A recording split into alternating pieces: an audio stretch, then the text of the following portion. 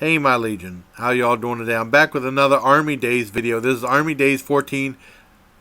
I could have been court-martialed. Now I want to tell you about this and tell you what happened. And tell you I was approached to do something that was... and tell you what happened. But first I want to tell you, if you're in the military, you're a soldier 24 hours a day. It's not just a 9 to 5 job. You go back to your barracks or your... or some people live off post, but military housing. And like I said, you're a soldier 24 hours a day, so the Army will screw you up bad if you do anything illegal or crazy or anything like that. Like, they drug test you all the time, piss tests all the time. At least I was in from November 87, November 91. And, you'd be foolish to do drugs, even though a lot of people did and got in big trouble for it. Some of the Article 15s I remember some people getting were in Germany, Garlstedt, Germany. This one guy got drunk the night before, and then I guess his company, the company he works for, the company he's in, I can't remember what it was called. They were responsible for raising the flag every day. You raise it up and then you take it down. For the whole post, Garlstedt, Germany, which I heard is now a place for training SWAT in Germany, and it was the Lucius Clay concern. Well, anyways, his company where he resides at was responsible for raising the flag every day. Apparently, he got drunk the night before and he raised it upside down.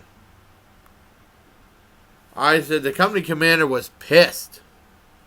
And then he gave him, he got a severe Article 15. He got hammered hard.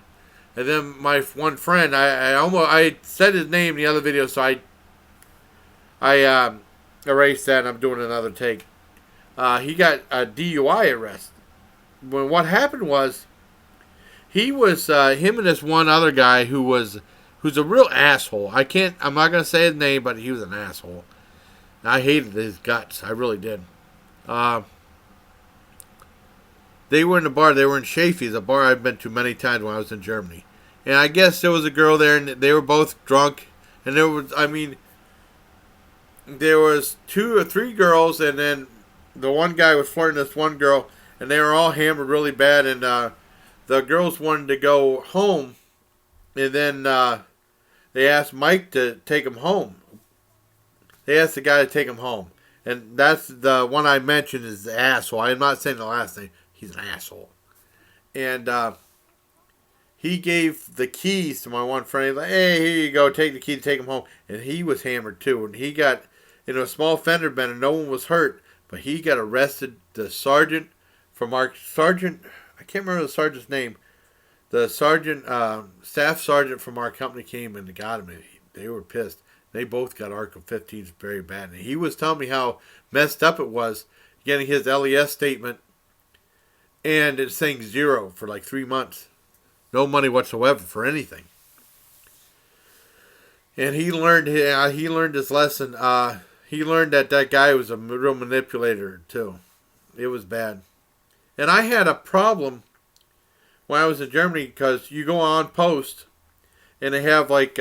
the German Polizei, right there checking your IDs, and then inside you go a little further. They have like the MP building, and you go in there if you have to, And there's German nationals sometimes hanging out around the post, outside the post. And there was a bunch of like 4 or 5 kids, like 17 or 18. And I was only 21 at the time. And they called me over and said, hey man, come here. I said, well, what do you guys want? And he said, hey, could you sign us in the post? And he said, you don't have to worry about us or nothing like that. They don't care anything about that or anything. I said, hell no. Because if I sign them in, it's my responsibility for what they do. If they do anything nefarious or bad, I could get in big trouble for... And I don't know those kids. I never signed in anybody. No German nationals whatsoever. But I wouldn't sign those kids in at all. They looked like they were up to no good. No way. You have to be careful like that. They could get into real trouble. If they get into trouble, your ass is going to get into trouble because you're their responsibility. You're kind of like their chaperone. You know, and they were like, no, they don't care about that. Nah, hell with that. Now, I want to tell you about what happened that if I would have went along with it and got caught, I would have been court-martialed in. I would have been really screwed over. Dishonorable discharge and everything. If you get kicked out of the Army like that, you know, like you have no benefits, no VA hospital or anything like that. So, behaving yourself and getting an honorable discharge is the way to go. Because I remember when I got my good conduct medal after 3 years of service, I was only at 4 years. After 3 years, people were like, thought I was like, some people thought I was a kiss ass, and they were like, you don't know how the Army really is until you get an Article 15. I know how they screw you over. That's why I'm trying to keep my nose clean. Well, anyways, this is what happened in Fort Bragg that could have got me and my roommate and this other guy into a lot of trouble if I went along with it. Those two might have went along with this plan. I said no. Hell no. What happened was I was with a signal company, and we lived in a building with a finance company. You know, because, I mean, a lot of times, like in Germany and there, they had like, we lived with another company, and then we had like a few rooms because we were a small outfit. We were a lot larger in Fort Bragg, and, well, Germany and Fort Bragg about the same. And, you know, it was a finance outfit, and they was in charge of all the payments for all the soldiers on post. And we lived right close to where the 82nd Airborne headquarters were. And I've been in there many times. And what happened was, one of the guys there, they know that in our company, there's like an old guy who takes care of the finances.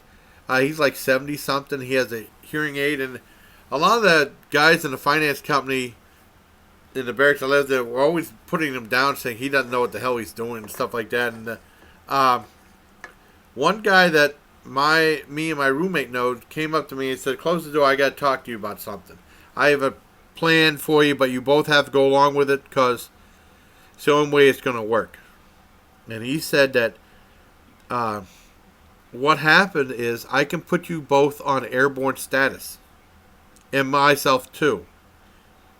All three of us on airborne status. And what that is you get an extra $100 a month.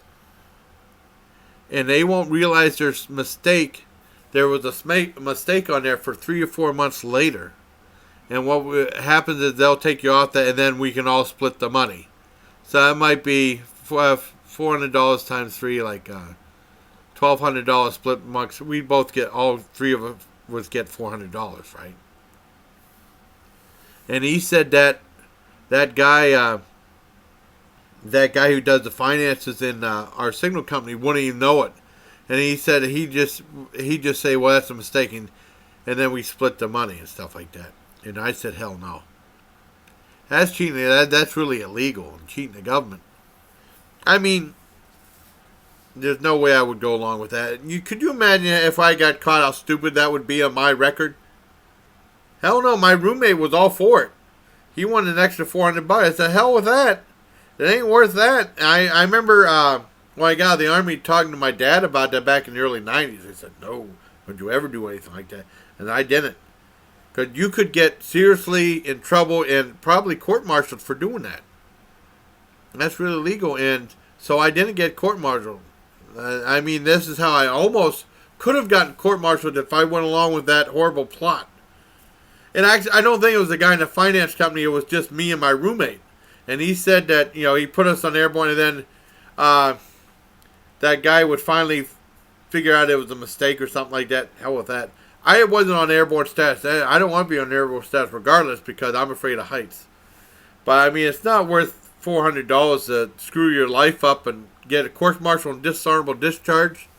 The other guy didn't care. He wanted to do it. And I don't know. And I said, no, I'm sorry. I don't want any part of this whatsoever. I don't know. They could have done that both by themselves and didn't tell me, or thought it. I think they thought I was an asshole for not going along with it. But I'd rather be an asshole than a guy willing to do that and getting in big trouble. And probably jail time, maybe in Fort Leavenworth. You never know. But no way would I have gone along with that. That was been stupid. So this is a video saying I almost got court-martialed, but I didn't because I didn't go along with that plan. So, or how I could have gotten court-martialed. I know I need to figure out how to title this. Or no, it could be I could have gotten court-martialed, and then leave it like that to see. I tell you what happened and see if I went along with the plan. I did not go along with this at all. It ain't worth $400. It ain't worth it. You know what I mean? Just try to keep your nose clean. Especially in the military, they'll really mess you up. You know what I mean? I mean, on a regular job, you screw up, you just get fired. In the military, they find different ways of messing with you. And you're still under contract unless you get kicked out or court-martialed and then get kicked out. So that's my video. How I almost got my video. I could have gotten court-martialed. So until next time, everybody, please take care of my legion.